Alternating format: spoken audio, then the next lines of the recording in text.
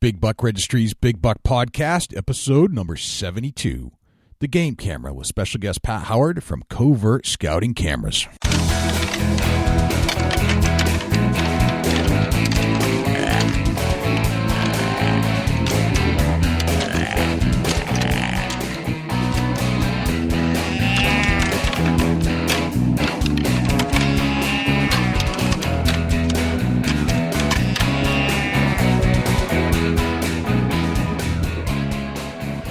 Big Buck Registry is a virtual museum of hunting stories. We preserve a piece of Americana by interviewing and recording hunters about their hunts and experiences from across the country.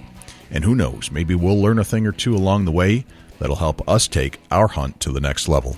Hi, I'm Greg Rich with Hunt Masters. You're listening to one of my favorite podcasts on iTunes, the Big Buck Registry, Big Buck Podcast. This is Lane Benoit, Master Tracker. You're listening to my favorite podcast on iTunes, the Big Buck Registry's Big Buck Podcast. My name is Evan Coons, and I'm from Indiana, and I shot the wide load buck. And you're listening to my favorite deer hunting podcast on the internet, the Big Buck Registry's Big Buck Podcast.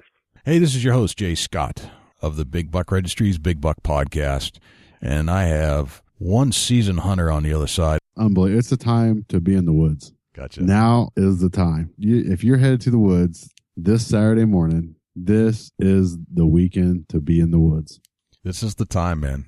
Where is the rut going? What's happening in Ohio with the rut? Because the rut in New Hampshire usually is around the 20th. So yeah, you guys are a little earlier than us, I think.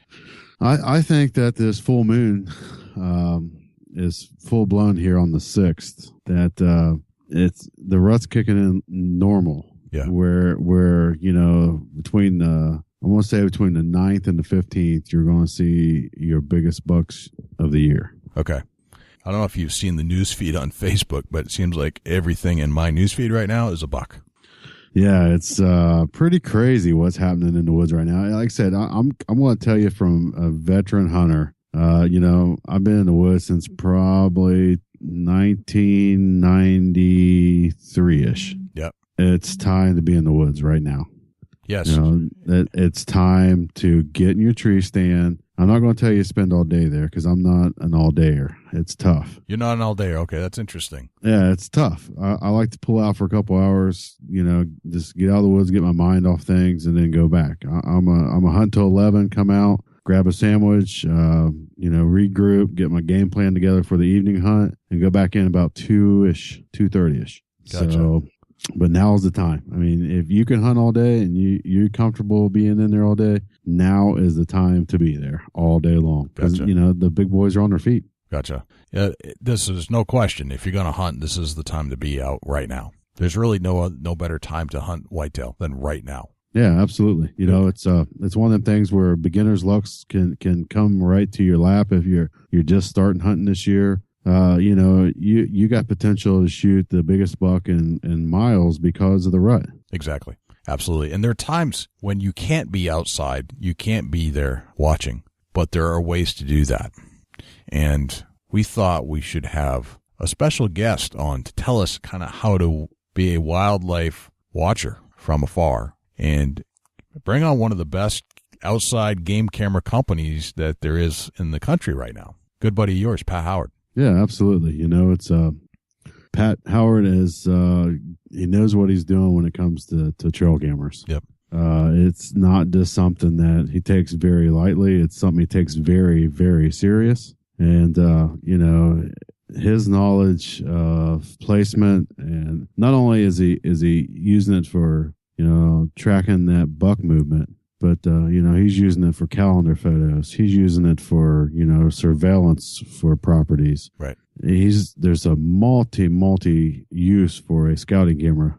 Really is. There's so many other uses, and we're talking about covert scouting cameras here. And I got to say, you know, I've used many different scouting cameras over the years, starting back with, oh, man, if I can even think. I mean, it started out with a 35 millimeter when I started using them. That's because you're old. That's because I'm just old. And that then came into digital, and I bought digital stuff off the internet before they actually really existed. And some where people were experimenting with them. Some worked, some didn't. With flash cards, and then it shifted into the SD card. So I've had stuff, even video cameras that were, I'm not kidding you, the size of like 3-gallon jugs. That was like, that's what you put on the tree. And so this is not very stealth-like. You're just, I think the deer probably bumped into it more than it actually caught a picture of it. I still have it in my basement. It's one of the, I'm going to have like a game camera museum when I'm all said and done. Just line them up right across the board, starting with a 35 millimeter. It'll be pretty hilarious. So you still have it, huh? I do. Yep. I still have several. I've sold a few at yard sales, but I still have that gargantuan one that actually does video. No kidding. Yep. And it never really worked right from the beginning. You know, I got a Covert, and the rest of my trail cameras went in the trash.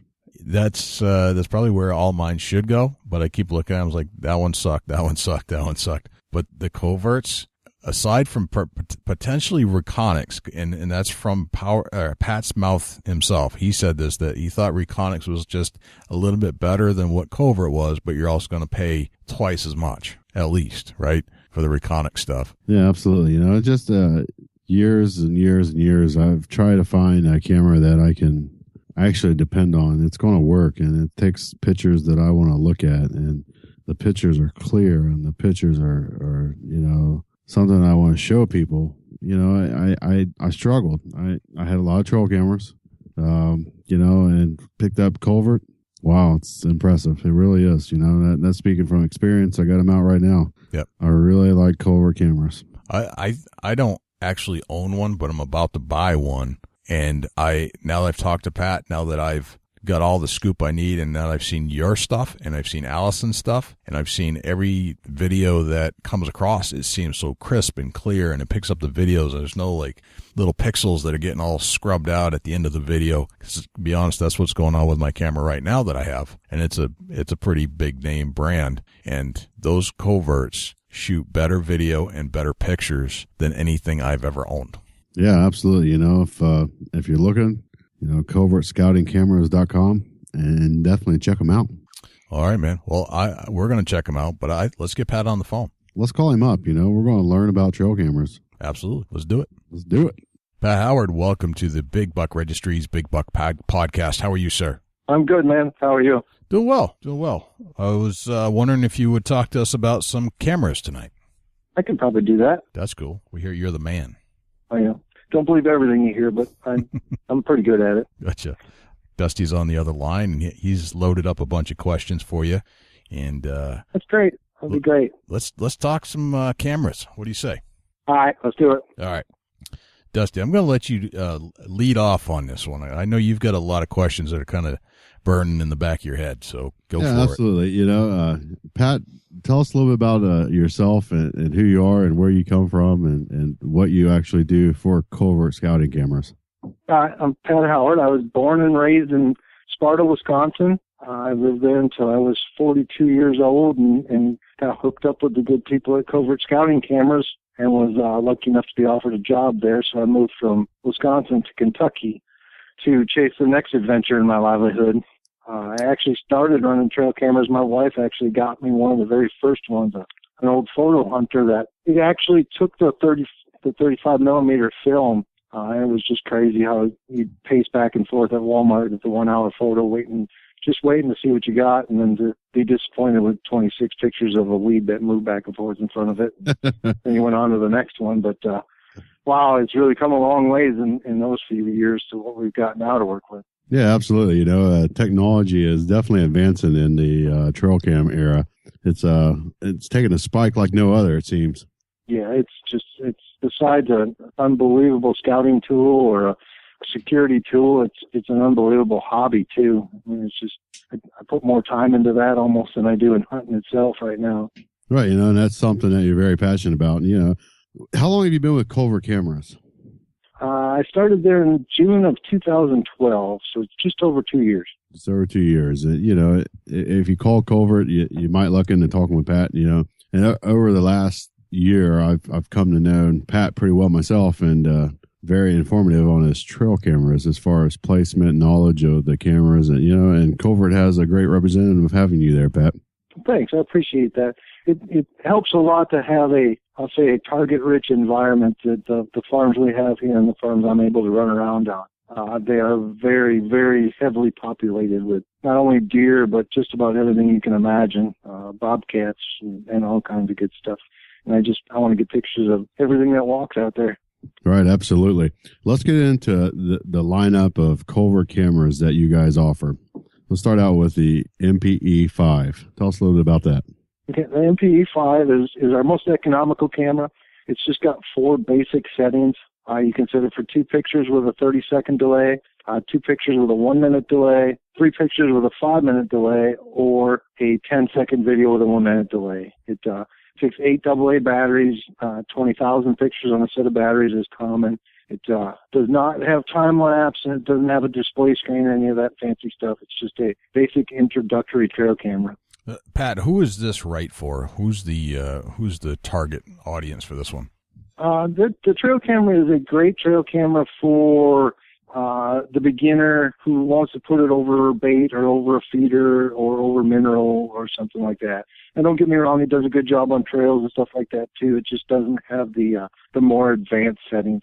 Okay, all right. So this is like your beginner model, the MPE5. That'd be correct. Gotcha. So that sounds like a great camera, for the beginner and somebody that's not very knowledgeable of how a camera operates. Pretty basic. Let's bump into the MP8. Okay, the MP8 is basically the same as the MPE5. It just that has a display screen that has more advanced settings. You can set it for, say, you wanted to do 3 pictures with a 5-second delay or 2 pictures with a 10-second delay. You can set it however you want it for that. It will also do time lapse, and it has a small display screen in there. You can actually even view the pictures on it now. You're not going to be able to tell a lot about a deer on an 1.5-inch view screen. The main thing I use the view screen for is when I first set up a camera, I will turn it on and I'll walk in front of it and have it take my picture, and then I'll go back and view the picture on the camera just to make sure I've got it aimed right where I want it. Right. That's a great feature for picture placement. If you're ever looking to scrape or a pile of corn or any kind of bait or even a creek or a pond, whatever, it's nice to have that view. Yeah, it's just when you get home and you've pulled that card and you go to look at pictures and you've got 100 pictures of a buck, but all you've got is from the head down, you don't have the rack because it's aimed too low. That's pretty frustrating. Yeah, correct. And that's a great feature that Covert offers in the MP8 is the view screen there to be able to see the picture right there in front of you. That's a great feature. That is pretty cool. Now, Pat, why is that one your best seller? Why do you think it is? That one seems to be the best seller. It's just the performance with 8 AA batteries. It does a great job for pictures. 20 to 25,000 pictures on a set of batteries is very common. It's just small, compact. It's just a real solid little camera. Gotcha. Cool. All right, let's move on to the next one, Dusty. The MP8 Black. The MP8 Black is the exact same camera as the MP8. Except the difference is that it's blacked out. It's got 40 LEDs behind a black screen. So basically what that means is it's invisible when triggered at night. No IRs will light up, no red lights, nothing like that. So it also doubles as a excellent security camera. And unfortunately, the world we live in right now, if you've got something, you have to protect it. Gotcha. So you won't see a flash on that one? No, invisible. It will not flash at night. Gotcha. What's the technology behind it so it can actually pick up an image without any light? It's actually heat and motion activated, so heat and motion will trigger it. It's just with the black LEDs on front of it, they're just not visible. Gotcha. That's cool. So if you're trying to keep your flash down for whatever reason, whether a deer or just a lot of guys believe that the IRs will spook deer. Interesting. So what do you think? My personal opinion is every deer has its own personality. Okay. I've had a 6-year-old buck on a white flash camera and not any issue at all. And then I've been hunting and actually watched deer walk around the back of the tree that the camera's hung on. The biggest thing is for the camera to be silent. Ours will one time at night when it goes from day to night, the filter clicks into place and it'll make one click, and then when it goes back from night to day, it'll click out of place. That is the only time that camera will make any noise. Gotcha. The biggest thing is stealth, quiet. So you're saying I should get rid of my 35 millimeter camera? Yes. Gotcha. I didn't know they still develop 35 millimeter film. I'm not sure they do. That was just a joke. They might. I don't know. They might. They might. I would put it on eBay. You know, tell them what somebody will give you for Yeah, it. you get like $2-3 maybe. The Red 40, Pat. Yeah, so the Red 40 had always been my favorite camera. Versatile, takes the best pictures both day and night. Well, I shouldn't say that. All Covert cameras take really good day pictures.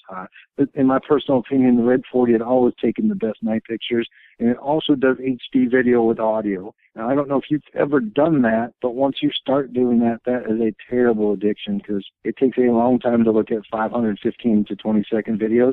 But the HD video with the audio is just ridiculous. I mean, I've had bucks fighting in the last week here. This spring I had turkeys gobbling. I mean, the audio just adds so much to it. It actually gives you a sense that you're right there in the woods with them. Right there with them, absolutely. I was going to say that anytime, I mean, we're big audio nuts here, obviously, because we're doing a podcast, but if you watch a video and it's bad audio, you don't want to watch the video. So I can see how audio of any sort from the woods absolutely adds a tremendous amount to anything you're going to capture.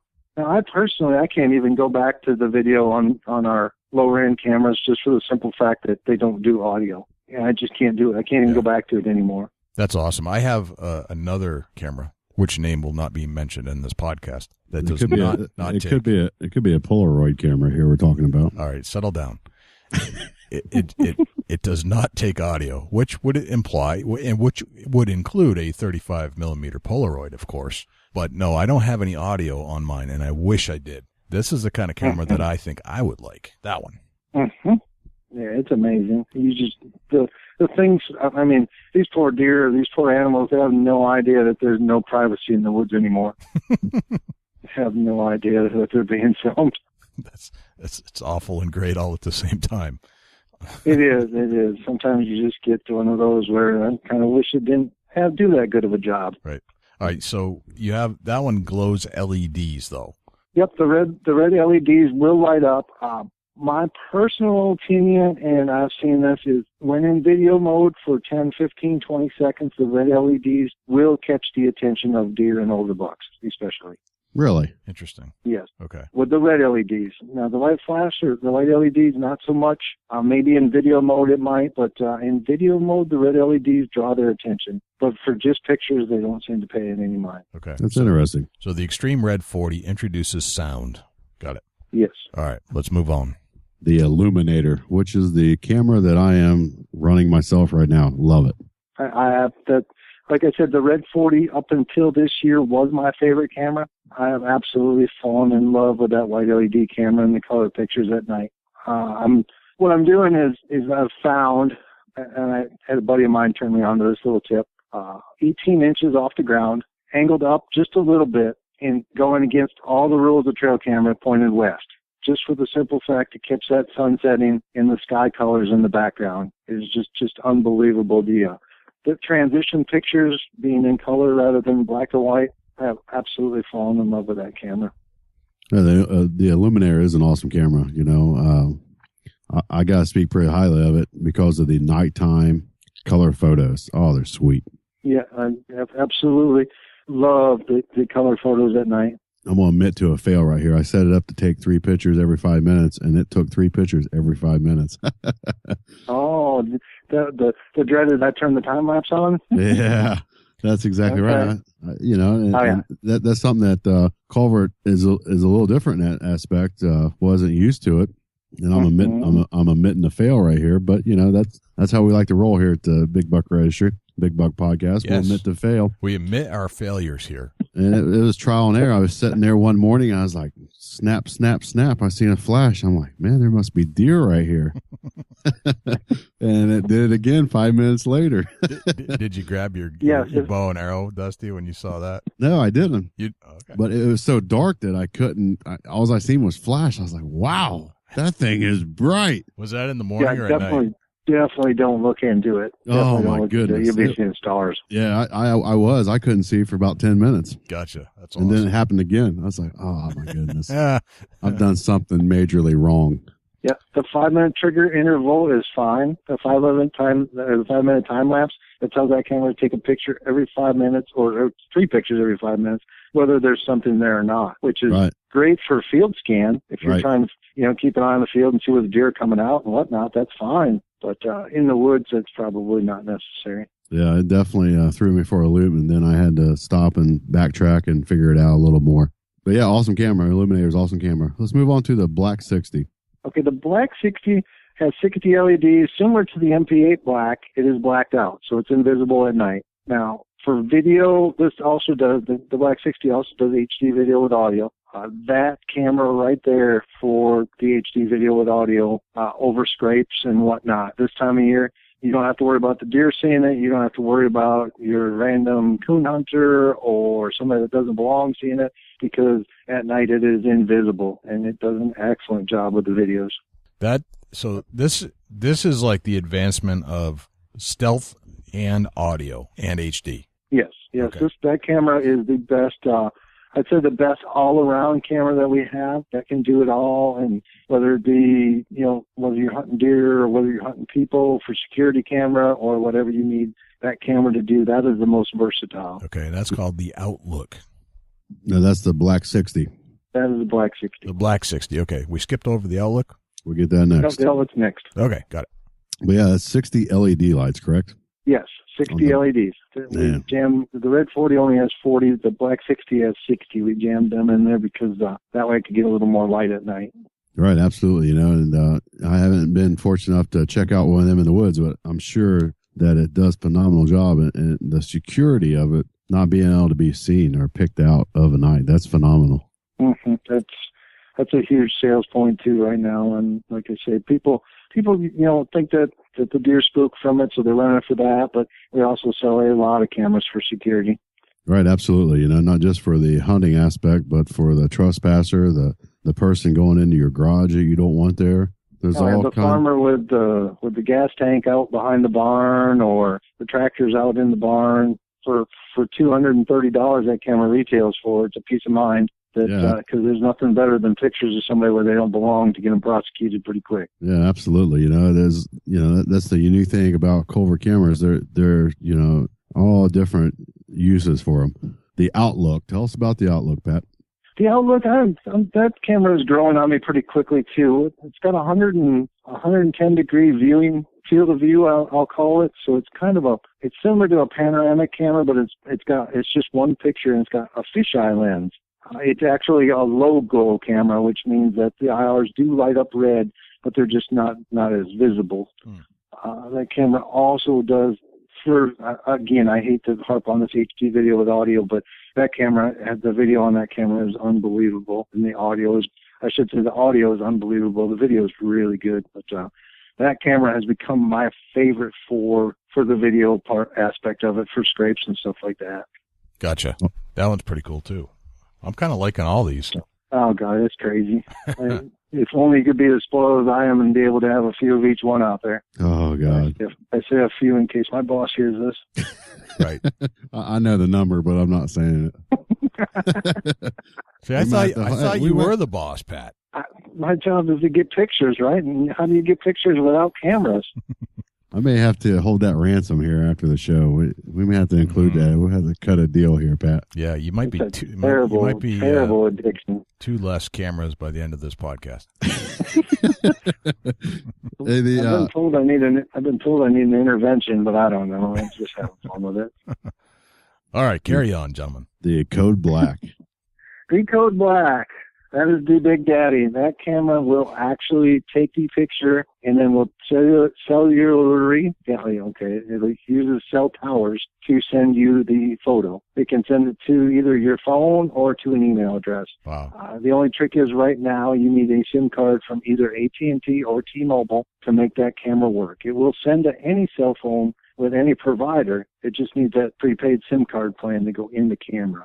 The only trick is there needs to be cell phone signal where you want to use it. Gotcha.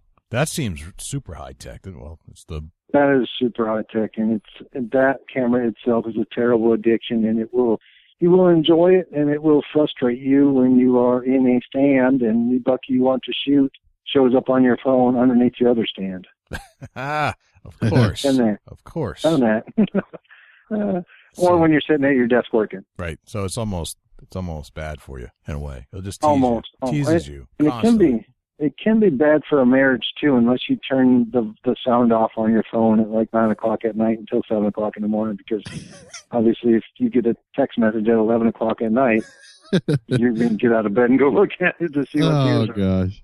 And have you actually been there, Pat? Oh, I've been actually. The guy's wife called me and said that if we didn't get a camera from him, she was going to divorce him. Who are you talking to? She sounds hideous. Yeah. Jake. Yes. Jake. Pat from Covert. Yeah, What's Pat he wearing? from Covert. What's he wearing? What are you wearing? Khakis. No, he's wearing shorts and a hoodie. Oh man. Oh, all right. So, and then you got this rush cam thing. Is that the rush cam? Yeah, that basically it's a small action cam that can be mounted on a gun, or it can be mounted on your bow, or on a helmet, or on a four-wheeler. It does HD video also with audio. Gotcha. It's a pretty cool little deal. We're going to hopefully get some really good footage of some duck hunts this fall. We just got it out. It kind of came out kind of late. This spring turkey season was winding down, so we haven't had a whole lot of chance to get some good footage.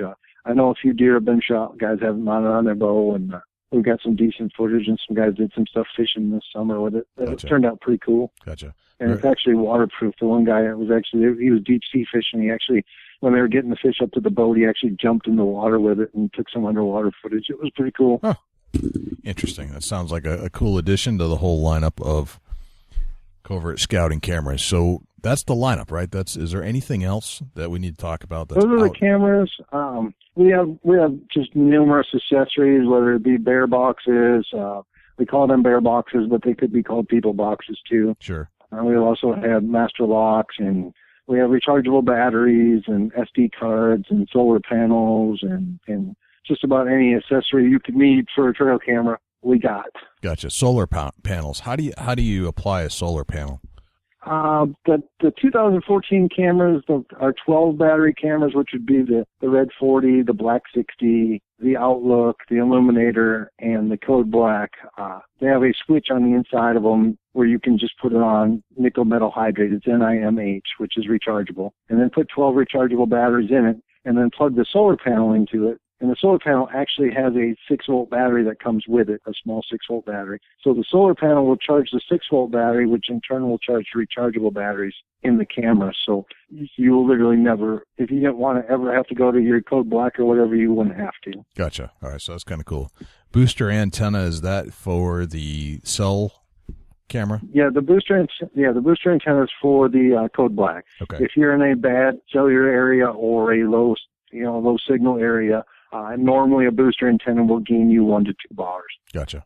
All right, and then you've got the basic other stuff. You got the rechargeable batteries, got the rapid battery charger, SD cards, and the Tree 60 camera mount. What's the Tree 60 camera mount all about? The Tree 60 camera mount's a pretty handy little thing too. Whether you would strap it to a tree or whether you would actually just take a cordless drill and put 3 screws in it to mount it to a tree, but it actually has got like a ball joint on it, and it's got a little threaded insert on the bottom of it that'll thread onto the bottom of a camera, so you can mount it. You mount the Tree 60 on the tree and then put the camera on that. It's a lot easier to aim it then. What I'm using a lot of them for right now, we have one lease in particular. It happens to have a tourist attraction on it, luckily, and luckily not for us because people are going underneath our cable, and the no trespass sign is literally hitting them in the forehead as they go underneath. So what I'm doing is taking a ladder in there and putting cameras, 15 to 18 feet up, angled down with that Tree 60, and have quite a file of trespasser photos that the game warden has in his possession right now. Gotcha. All right, so that's pretty cool. So if you've got land you don't want people on, that can help too, which is nice. For sure. Absolutely. All right, so that's the lineup of the products that are sold at Covert Scouting Cameras. Let's get into some of the details about why do we need a camera in the first place. What's your opinion on that? It all depends on what you want to do. My personal preference is I've actually taken it and turned it into a hobby that I basically like to call remote photography is what I've turned it into, kind of. Not only do I want a picture of that big buck, but I want him in the most scenic and most beautiful area that I can find him, whether it be a waterfall or a creek crossing or the edge of a pond where there's with his reflection in the water. That's kind of the direction I've gone. Now, don't get me wrong. I still use them for scouting purposes for deer, and they also are good for scouting purposes for turkeys. But I've actually gone nuts with it. But just to begin with, I mean, a lot of people use them for hobbies too, for like pictures in their backyard or to see what critters are coming through. It's actually a really good hobby for the whole family. Actually, you can take the kids with and go check your cameras and then come back and everybody huddles up around the computer and just love looking at pictures. Gotcha. Now, let's say you're going out to buy a camera. Mm-hmm. What's on your checklist of things that you want to see in a camera before you buy it? The first thing you probably want to look for is between picture quality and battery life. Those are the two biggest things. Okay. The other thing to look for is your price range. I mean, if you want to find the best camera you can get available to you for under $100 or the best camera you can find for the $150 to $200 range, you probably start out with the price point and then go from there. Okay. All right. And this is a weird question, but we like to ask weird questions on the Big Buck Podcast. That doesn't surprise me. It shouldn't. Now that you've met Dusty, right?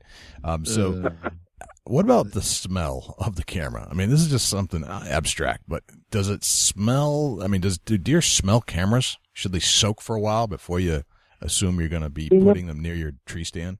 Personally, I get my scent all over everything. I want my scent everywhere, and I check my cameras, once a week or once every 2 weeks.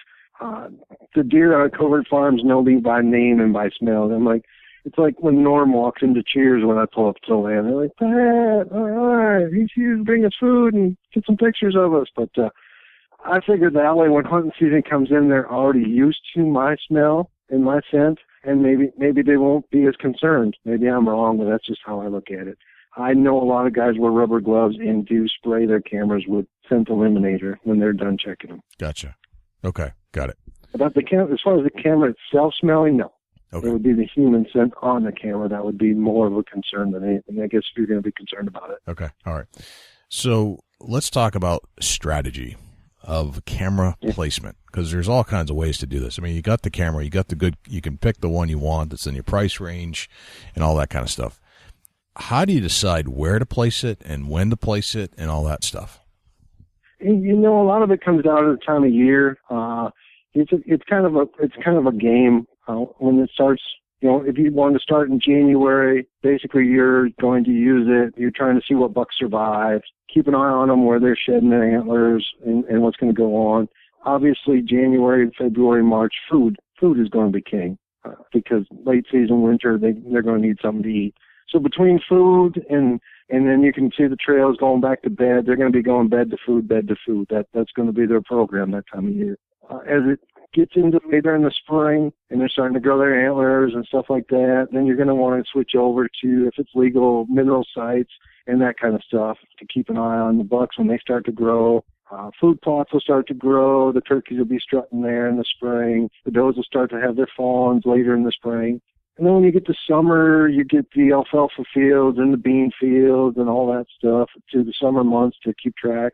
The mineral sites are still going to be hot. And then again, you're just chasing a food source year-round, basically. When the beans get done and the corn starts to come up, then the acorn starts to come up. And then after that, it's just on to the same cycle again. So basically, the strategy I would implement would be just to keep chasing the food sources, whatever one they seem to be hitting at that time of year. Okay. You mentioned, was it 18 inches off the ground? Is that your standard height? That is not my standard height. My standard height would be waist high on a tree. Okay. But that illuminator seems to really, really like that low angled up sight. That seems to really give you best quality pictures. Okay. So waist height is kind of your ideal setting. Yeah, kind of mid thigh for deer. I'm 6'3", so I guess mid thigh wouldn't be the same on me as it would be on most other people. Okay. And then if your target is deer, I mean, during turkey season, I go down to knee high, just for the simple fact they're not as tall as a deer. Okay. All right. But so it seems to be my basic height. And you also have to take into consideration uphill, downhill, and all that good stuff. Gotcha. All right. So height matters, basically, depending upon which species you're trying to observe. Absolutely. Okay. All right. Good to know. You mentioned west being typically the wrong direction to point a camera. Tell me about the directions. Why do directions or the most common direction to face a camera for the best quality pictures would be north. Okay. Then you're not dealing with false triggers from the sun as the sun rides slower or rides through the sky lower at this time of year. A camera facing east or facing south or facing west, say you're facing west, you're going to get some false triggers at night as the sun is setting. That's just part of the game. That doesn't bother me so much. But if you want to cut down on those and not have sun glare and all that stuff, then you're going to want to point it north as much as possible. Okay, so rule of thumb, point your cameras north. Yes. Okay. That's a good basic rule of trail cammering is to point it north whenever possible. Okay. What about temperature? Does temperature matter? Temperature does matter to some extent. When you start getting into the 90 degrees to 100 degrees, you're also going to get some triggers from heat and wind. A lot of times during the summer months, what I'll do is on the coverts, most of the coverts, everyone except for the MPE5, I believe we have a start-stop option. So when it gets to be late summer and the high heat and the wind and all that, I will just have the camera start taking pictures at 5 p.m. and then stop again at 9 a.m. And then we skip all the midday stuff because, when it's 90 degrees, there's not a lot of critters moving around during the middle of the day. Sure.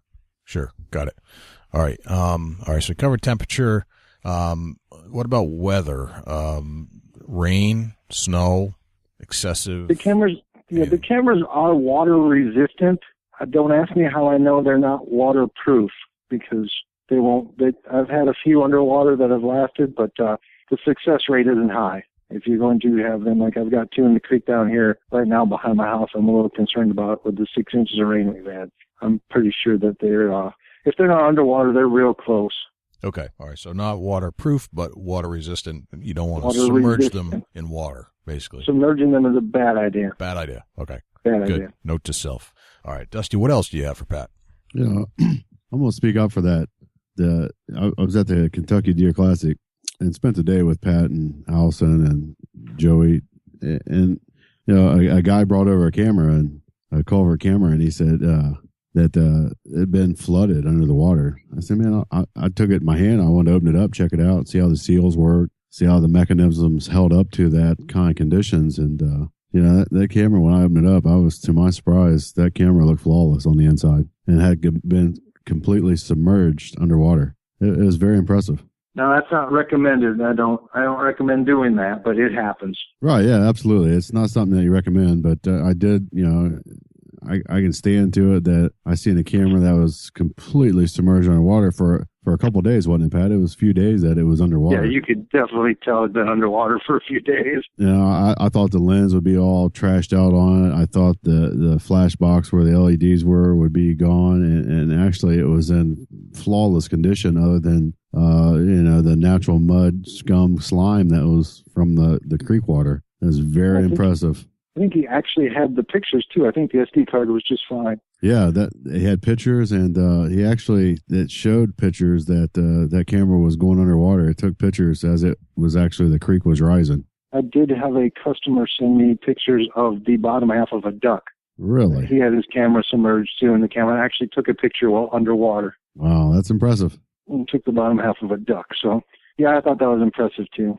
Just a quick rundown of somebody buying a new Covert camera, Pat, and they have no clue where to locate this particular camera. Can you give us somebody that is just buying a camera and a location tip that would be a good location to put their trail camera? Oh, it's pretty simple. You can go to our website, www.covertscoutingcameras.com, and you can find a dealer locator on there. And you can actually type in your address and say you want to find somebody within 25 miles of where you are. It gives you that option. Then you hit search, and it will come up with the closest dealer in your area. Gotcha. You can also we have numerous online dealers too. You can actually do a Google search, and you can find the online dealers too that sell Covert Scouting cameras. Gotcha. I'm going to go back to my question. I may have missaid that. A new customer is buying a trail camera and they're wanting to place it in their woods. Can you tell us how to pick a location in the woods? The easiest thing to do, if it's legal in your area, is to just dump out a couple gallons of corn in an area that looks to have deer traffic. It also depends on, depends on what you want to get pictures of. If you're after deer, or if you're after turkeys, or bear, or whatnot, depending on where you live. You're going to want to, like I said, the easiest way is just a bucket of corn. That'll bring just about every critter in the woods in front of your camera and get them to hold still. You're going to want to make sure it's legal in your area. If not legal in your area, then you're going to have to do a little more legwork and try and find, my favorite is between creek crossings or intersecting trails in the woods where you can find where a couple of deer trails come together at one point. That would probably be the best bet to get some good pictures, someplace with a little traffic. What's your number one do not do with a trail camera tip? Oh, God. I don't know. The number one do not do? Yeah, do not. Absolutely do not do with a trail camera where you've failed so many times and, learn from your mistake. The only thing I can say is make sure you clear everything that's in front of it, whether it be, because if there's a chance that one weed is going to grow up in front of it within 2 weeks that you're waiting to check it, it's going to grow up in front of it, and every time the wind blows it back and forth in front of it, it's going to take a picture of it. So I guess my number one thing would be to make sure that you clear out any weeds that possibly could trigger the camera that are right in front of it. That's a great tip. That's something that's often overlooked. Little things. Yeah, that's 1,000 pictures of a weed. That would drive me insane, but that makes a lot of sense. I mean, why? You could sit there and have 2,000 pictures of a stupid weed that keeps blowing back and forth, and that would just drive you mental. It's not as life threatening now as it used to be when you only had 36 pictures on the roll of film. I mean, right. With a 16 gigabyte card or an 8 gigabyte card that holds 7,000 pictures, it's not that big of a deal right now. Right. Other than it's time consuming and annoying. Well, that's good. I mean, that saves you hours of just looking at stuff you don't want to look at. So that's good. That's a Correct. very time-consuming or time-saving tip right there. Awesome. Mm-hmm. What else you got, Dusty? Yeah, that pretty much covers it, Pat. And it's interesting that all the pictures that you post. Obviously you take care of Covert's Facebook page. And, if you guys get a chance, all the listeners, to go to Covert Scouting Cameras, DLC Covert right here on Facebook, and look them up, and facebook.com/Covert Scouting Cameras, and check out the pictures that are posted. And most of them are your farm pictures plus some customer submitted, correct, Pat? Yes. Some will be from the Covert Farms, and some will be customer photos or fan photos. Gotcha. Right, awesome. I have just a couple of last questions. If we could, Pat, tell me a little bit about the company. It was started by Joey Doris, is that correct? Yes, Joey Doris started Covert Scouting Cameras in 2008. Okay. And 6 years later, we're still rolling. And I've got to make a comment about the quality of the photos that I see on Facebook and YouTube. It seems like the video and the pictures themselves are super crisp. Probably some of the most crisp videos and pictures I've seen on any scouting camera in the industry that make it to Facebook. They're just intense. Is there some reason for that? Is there some kind of R&D that happens inside of Covert that you put in? I mean, I don't want to give away your secrets, but why does it seem better? Is it just me, or is there truly something to that? Now, the technology is coming a long ways, really, from back in the day. And like I said, the day pictures from a Covert camera are just incredible. The color pops.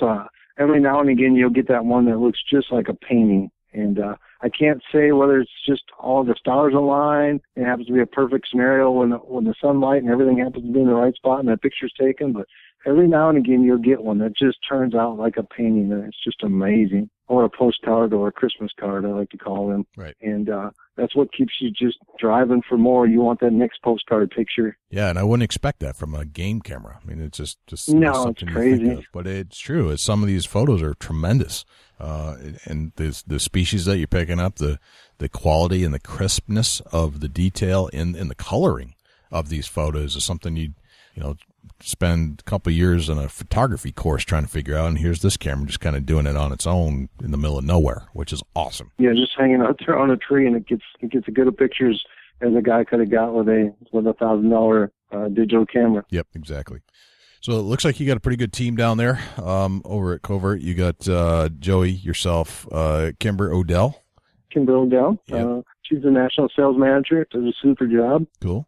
Shauna Hemmerich. Yep, Shauna does the shipping and all that good stuff. She does a good job too. Real good with customer service. Right. And Dusty's friend, Brittany Doris. Brittany Doris. And I got to shout out. I got to shout out to Whitney. She's not your typical boss's daughter. Does a super job. Brittany's a real sweetheart. Does a great job.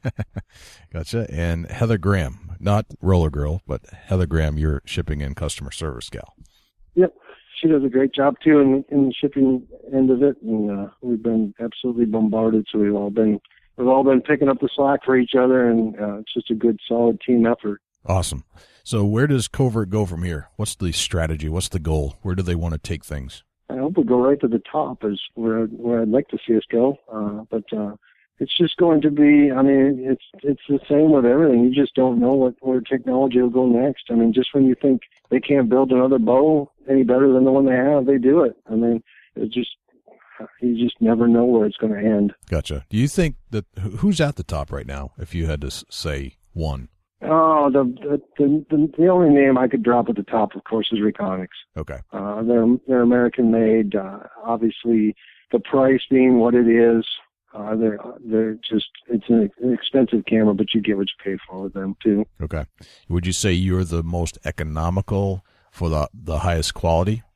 Is, for the next tier down after, I mean, not everybody's going to be able to go out and buy a $500 trail camera and take a chance on somebody stealing it when it's in the woods. You're going to be real careful where you put a $500 trail camera, which is what a Reconyx is normally. I would say in the next tier down, we're right at the top with everybody else. We're all neck and neck right now. Gotcha. Awesome. Well, Pat, this has been great. Thank you for taking an hour or so to talk to us about cameras.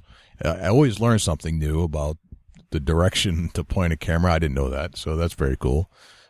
Dusty, any final questions for Pat? One day maybe we can check out Whitney and get her on the show and bring out Brittany and Whitney. You can have a show for each of her personalities. Yeah, right.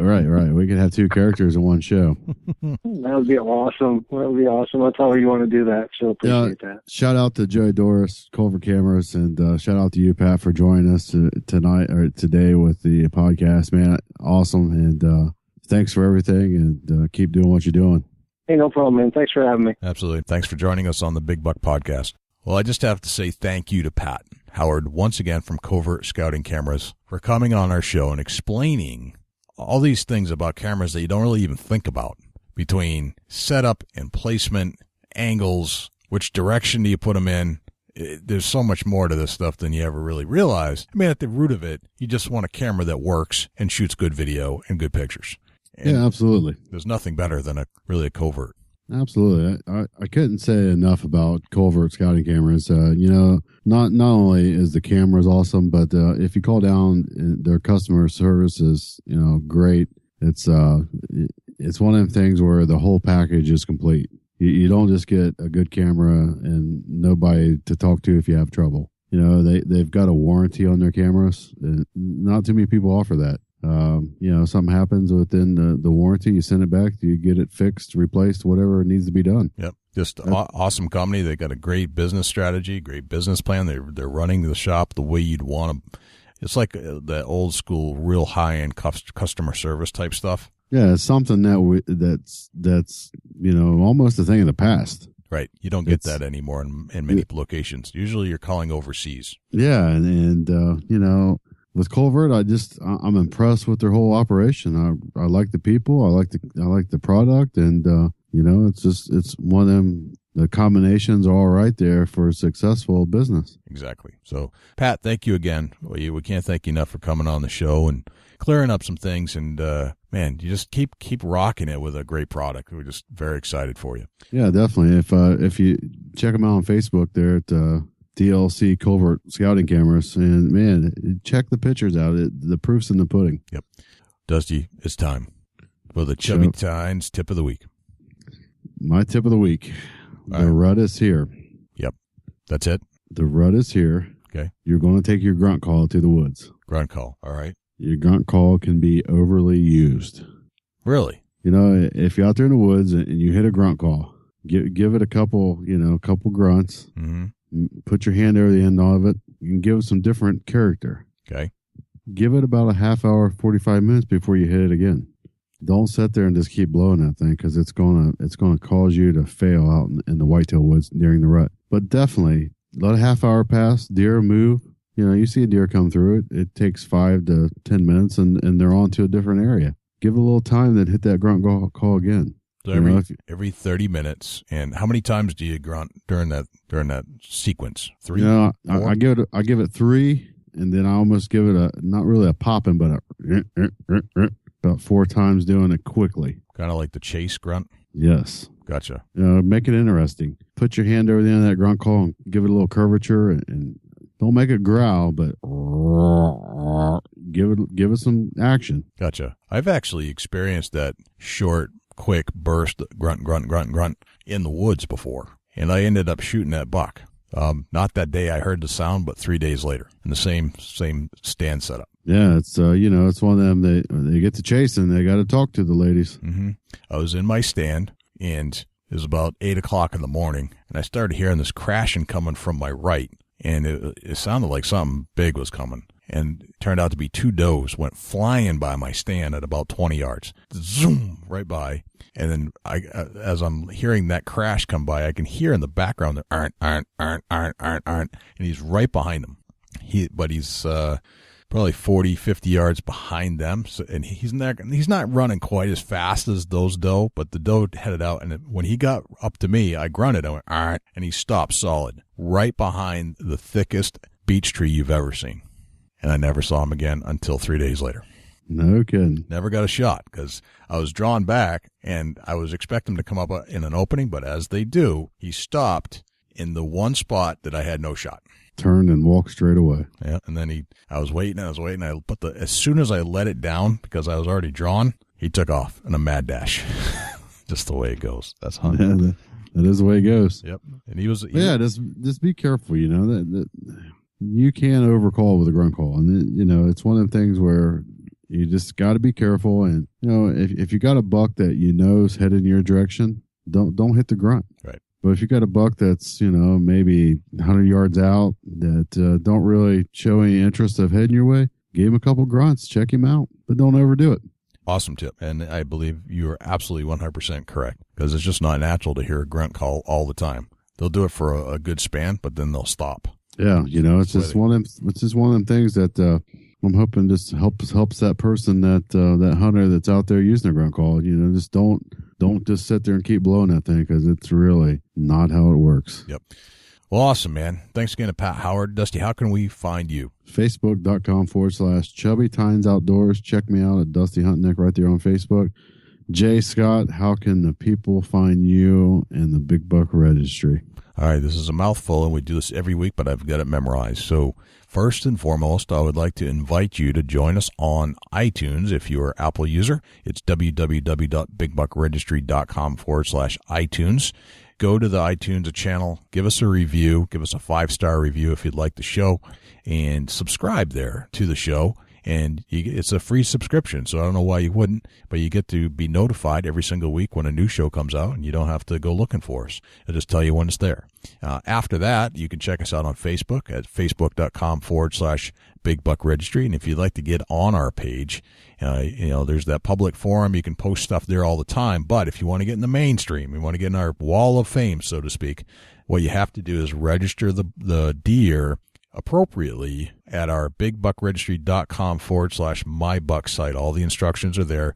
And to be honest, the number one way to get your buck featured on our wall of fame is actually to not do the upload, which is okay. And we definitely pay attention to the upload. But if you want to get on there faster, send it to mybuck@bigbuckregistry.com. That's an email. Just attach it and send it and give me your name and the state of harvest.